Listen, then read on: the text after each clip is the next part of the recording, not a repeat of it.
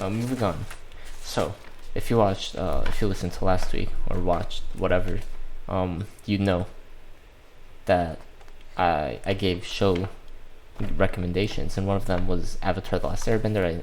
I said the next week I would, like, each week after I give a recommendation, I'd review one of the recommendations. So I'm gonna review, or at least start to review The Last Airbender. I'll just give a quick breakdown of it. For anyone who hasn't watched it, I encourage you to watch it. And let me just give a spoiler-free summary. Essentially, we're in a world with magic, but this magic is in the form of the four elements: air, water, earth, and fire. And different people from different nations can control these different elements. So you have the air, a nation who can control air, bend air. They're airbenders. Then you have waterbenders from the water nation, earthbenders from the earth nation, and firebenders from the fire nation.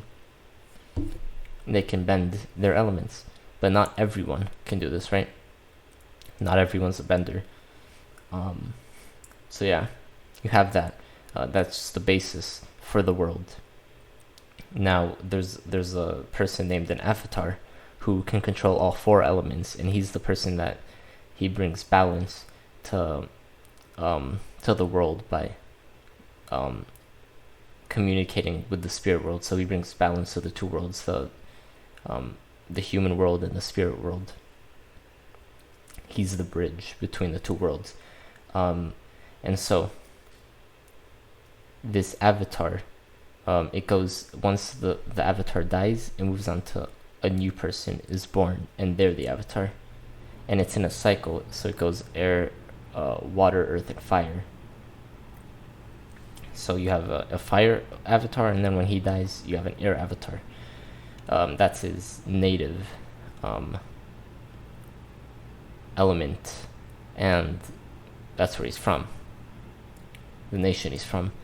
And so we start off, meeting the characters. So basically, the avatar, he's gone missing for 100 years. In that 100 years, the Fire Nation has launched a war.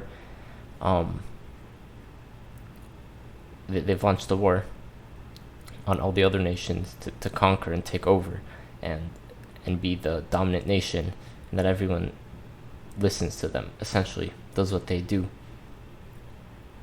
And so the avatar's missing for 100 years. In this time, the Fire Nation, they take over a lot of stuff. A few places they haven't been able to conquer, such as Ba Sing Se, the great city of Ba Sing Se with its walls.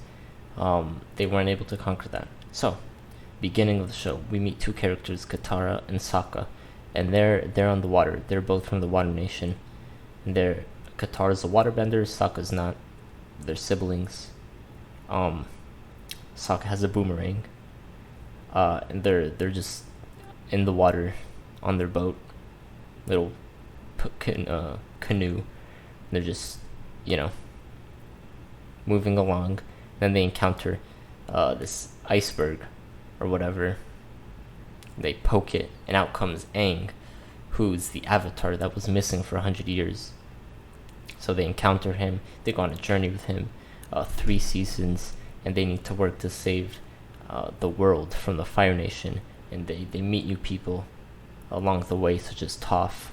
And these characters are all great, and every character gets an arc, so they all develop, every single one. Doesn't matter who it is, whether it's the good guy or the bad guy or whatever.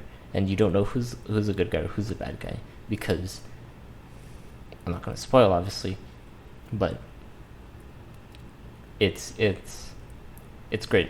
It's great because the character arcs, they develop in ways so that a bad guy can become a good guy. So yeah, it's a great show.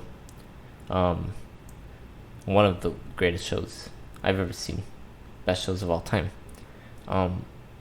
In that it's anyone can watch it. It's supposed to be a kid's show, but it's like also super deep and stuff and awesome. And so Avatar: The Last Airbender, watch it. It's a must watch. Watch it. So yeah, moving on to this week's show recommendations, but I'm making it show/game recommendations because this week is going to be a game, and that's the only recommendation that I have. That's Ghost of Tsushima, the new game on PS4 that I don't have, but I've been watching a walkthrough of it. Chris Smooth has been playing it, so I've been watching that. He hasn't finished; he's 10 episodes in so far. But yeah, it's a great game, and I recommend playing it or watching it or whatever, watching someone play it, all that. So that's my recommendation.